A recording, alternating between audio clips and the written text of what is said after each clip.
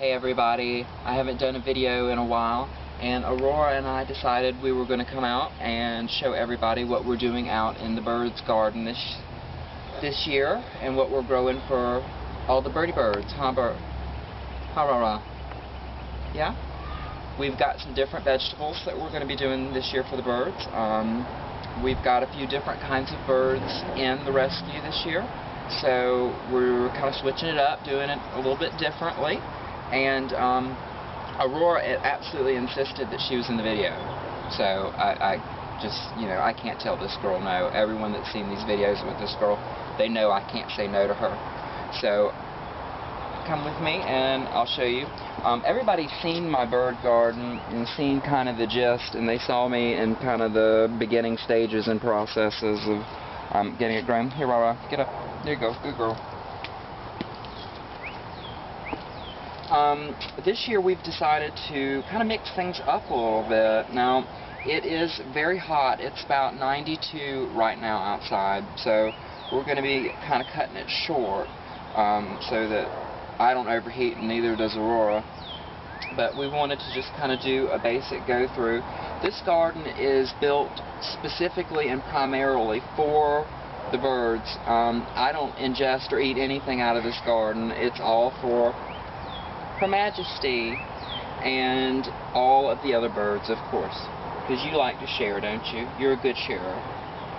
And what I like to do is, well, first off, let me start off in saying that everything is organic, even the soil. There is no pesticides, no herbicides, no insecticides. There is absolutely nothing that goes into this garden that is not organic. I mean, everything is organic from the dirt up. Huh. That's right. So we decided this year that I was going to do a few more greens. Last year I noticed some of the birds were eating certain things and then they wouldn't touch other things. And because I have a barrier down, I completely fluked up on a few things and it did not work. For instance, if you have a garden barrier down, don't plant carrots. You will end up with carrots about this big and about that fat, and they're going to look like little mentally ill carrots. Now, the birds will still eat them, and there's nothing wrong with them because all the good stuff's been compacted, but you got, you don't have carrots, you got carrots, and I didn't even think that. So, anyway, this year I decided more greens, more leafy stuff, and more veggies for the birds. What you always want to do when you're doing a garden, especially for the birds, is you want to make sure that you've got plants that are going to attract your bees and your butterflies and your wasps and all the other insects that are going to come and they're going to pollinate. Because if you don't have pollination going on, if you're not doing all the pollination yourself, which, I could, show people how to do, then you're not going to have any plants. It's just not going to work. Aurora, are you going to get down and show everybody? So, what I've decided to do is, I work part-time with a friend of mine that does landscape design work, and I do more of the designing, and then with all the leftovers, like, we'll have a couple flats of stuff, and then we'll have a vinca left over. So, I'll take the fuchsia vinca and stick it in with the rest of the plants. Had 2 white begonias, stuck it in with the rest of the vegetables.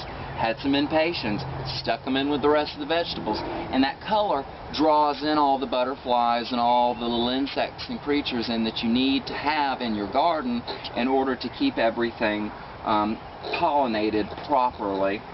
So I did a whole row of snapdragons, and these are actually very, very pretty. They're all orange and yellow.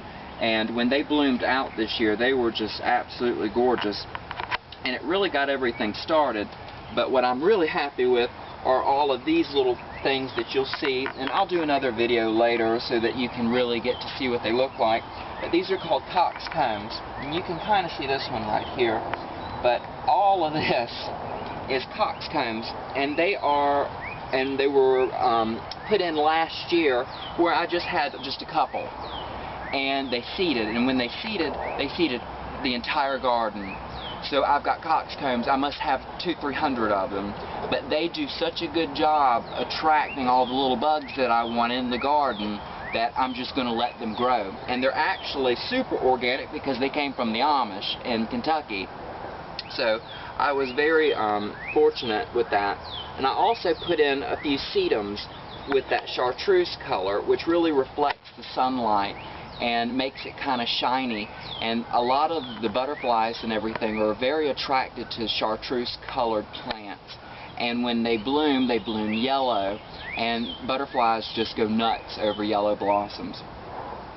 So what I've done is I've got a variety this year. Now, last year I had broccoli and carrots and a lot of kales and that sort of stuff. This year I've really mixed that up.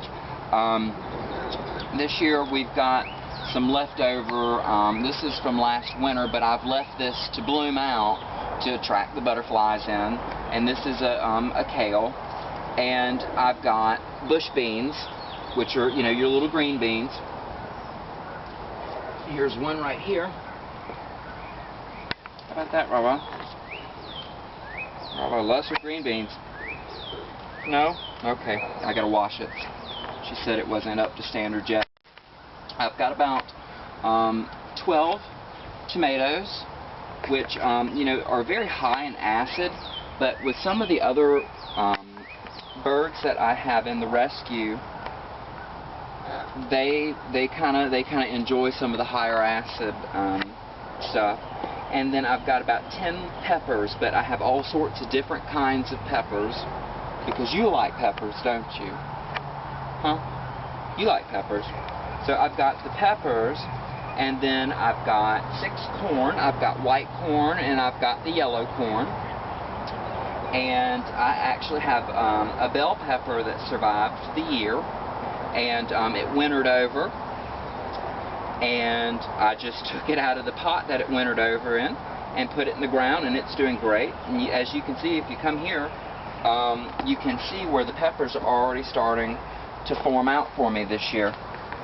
And it's actually very early in the season, but since I'm doing everything and kind of in sync with the natural tune back here, everything's doing just as I want it to do, and I'm getting all my little peppers are starting to come out and bloom, and all my tomatoes are just doing wonderfully.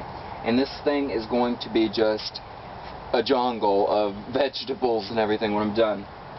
Now, I've got, and a lot of people would tell you that, you know, we are way out of season for it, and, you know, whatever, but I've got my broccoli still, and I use the broccoli not for necessarily the heads of broccoli, but for the foliage, because it is such good foliage, and the birds really do love, especially the smaller birds, your lovebirds, your parakeets, of all of the genuses of parakeets.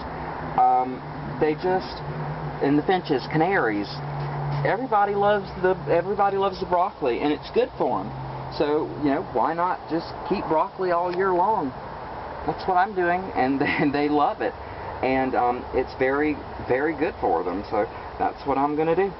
And then, of course, in my bird cage, this is one of my, you know, funky ideas. My neighbor gave me that bird cage, and I guess he was, you know, he's an elderly gentleman, and he knows, you know, me and the birds, and he saw that, you know, I was doing all this, and he gave me this bird cage, and I told him, you know, it was kind of rusted, and there really was not much that I could do with the bird cage because it was rusted. And then I got this idea, man, being, you know, one of these people that do not think inside of the box very well, I decided that that's where I'm going to keep my strawberries. So I potted up my strawberries, and as you can see, if you come and look, I have some little strawberries starting to develop. And this way, I don't have, and what I do is, since strawberries are a runner plant, I put in extra little pots with soil and stuff in them, and then I keep the cage closed. And that way I don't have to worry about squirrels and all the other little critters getting in there and eating my birds' strawberries. And the birds, you know, strawberries are more of a treat, than anything else, but they still love them, and it's good for them, and they really do enjoy it. And we've been really blessed with a lot of good quality stuff this year. But towards the end of the season, I will of course dig up a lot of this stuff and put in more fall vegetables.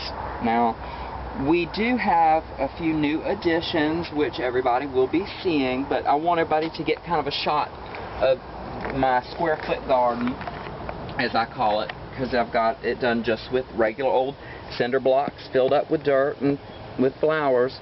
And I did this primarily to attract the insects, but a lot of this just came back from last year. I didn't have to go and buy anything. Most all of it just reseeded itself and regrew and has done beautifully this year, and I didn't have to go and spend a dime. And that just goes to show you, when you kind of get yourself in sync and in harmony with, you know, the garden, everything's going to grow properly. Huh. Yeah. Everything's going to grow right. So, it's just been doing wonderful. I've even, all the begonias, they're all back from last year. They wintered over. And I don't know anyone other than, you know, friends of mine that live in Florida and, you know, really down in the low country, that can keep begonias alive outside during the wintertime. It's just unheard of, especially in South Carolina, because, you know, we do occasionally, contrary to popular belief, it does snow here occasionally, and it gets pretty cold in the wintertime.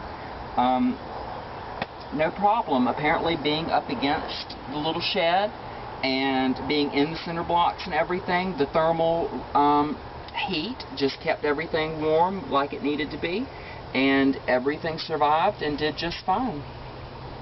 Now, Aurora, do you want to go back in the back and show them what we're thinking about doing back there?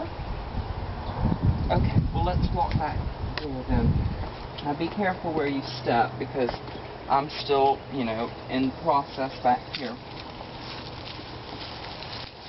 Now, I have in another video, and I was discussing with everybody how important it is to have a natural area for your garden. Everyone should have a natural area specifically for your birds and all your little critters.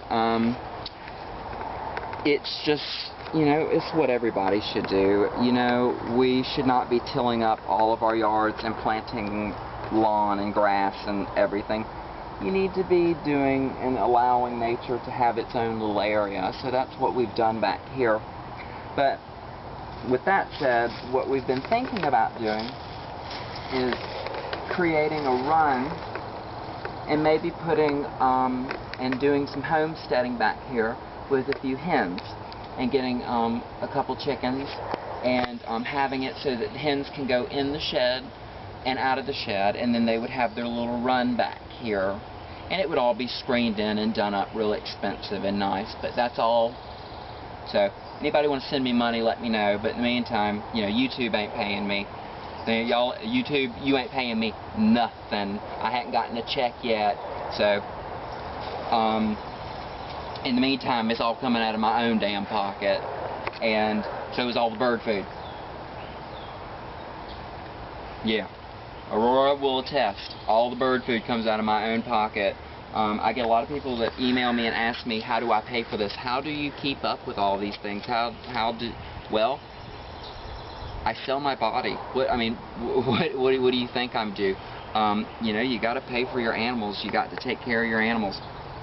So that's what we've got going on back here, and I've got a lot of ideas and stuff, you know, bubbling around in my head. So if you have any ideas for what I could do back here as far as maybe a chicken coop or something along those lines, put them down below and let me know. I'd be very interested to hear what, you know, the rest of the world thinks. You know, I've got a lot of friends in Europe, I've got a lot of friends in Australia, I've got a couple in Africa, I've got a few in South America. I'd be very interested to see what my cumulative, you know, group of friends around the world would think would be good. This is pretty much a big square area, but unfortunately the state has this damn power line, and I'm not allowed to do anything too close to this. And if I do, I get in trouble. So it's got to be, you know, and this is about a 4-foot spread, but it's long. So, you know, it's got a lot of potential. Just, you know, got to have that money first, right?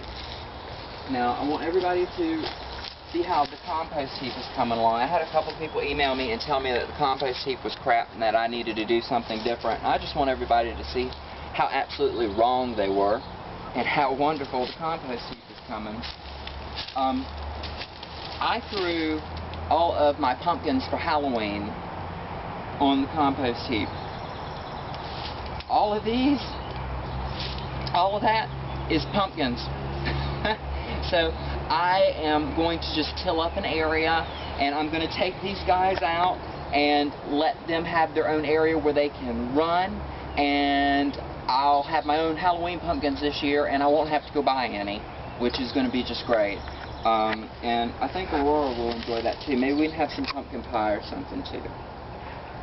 You like that? You like that idea, babe? Okay. Well, we just wanted to tell everybody and show everybody what we were up to. It's been a while. Whoa, see? Fertilizer and free. That didn't cost me nothing. See, YouTube? I don't need you. Isn't that right? Give me a kiss. Mwah. Okay. Well, thank you, everybody. Make sure and subscribe and comment down below. And I look forward to talking to everyone soon. Thanks for watching my video, and we'll see you later.